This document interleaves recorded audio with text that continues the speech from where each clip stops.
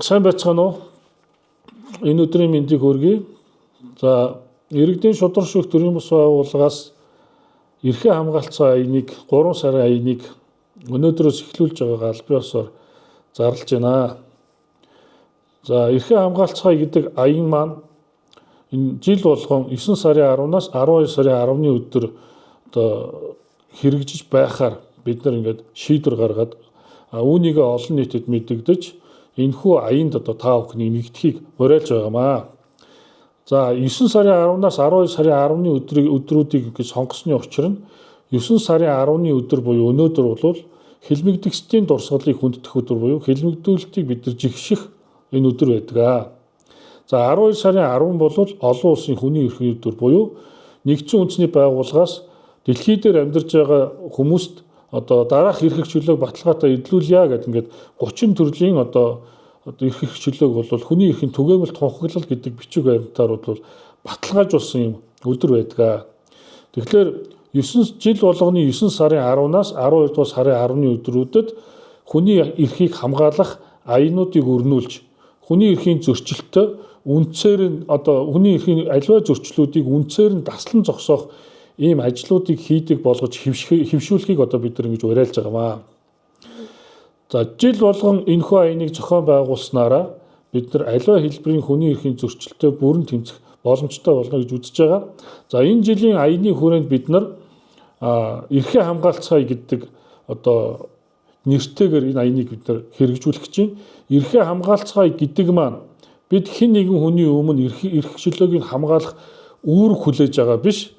Харин бүгдээрээ эрхээ хамгаалахын төлөө бүх нийтээрээ идэвхтэй оролцоогоо өөрсдийнхөө эрхийг хамгаалцгаа бусдын эрхийг хамгаалахад оролцоогоо гэдгийг уриалж байгаа. Тэгэхээр иргэдийн шударга шүүх төрийн бас байгууллагаас өнгөрсөн хугацаанд хүний эрхийн чиглэлээр хийсэн судалгаануудын дүнг танилцуулахад одоо судалгаанд оролцсон хүмүүс 90 гаруй хувь нь бол өөрөө хэдэн төрлийн эрхтэй ямар эрх үүрэгтэй гэдгээ бол мэддгүү гэсэн юм судалгааны хариу гарсан 90 гаруй хувь нь.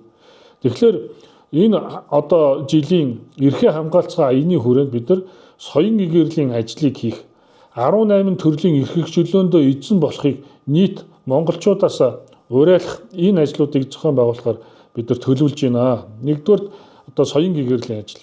За хоёрдугаарт нь аливаа хэлбэрээр эрхээ зөрчүүлсэн ялангуяа төрийн албан хаагчдын буруутай үйл ажиллагаа шийдвэрээс болж эрхээ зөрчүүлсэн гэсэн иргэдийн гомдлыг нэгтгэх, цуглуулах, улмаар эрх бүхий байгууллагт нь уламжилт шийдвэрлүүлэх, ингэснээр аливаа хэлбэрийн хэлмэгдүүлэлтийг одоо хохирол баг дээр нь таслан зогсоох энэ ажлыг бүх нийтээр хамтдаа хийцгээе гэж уриалж байгаамаа.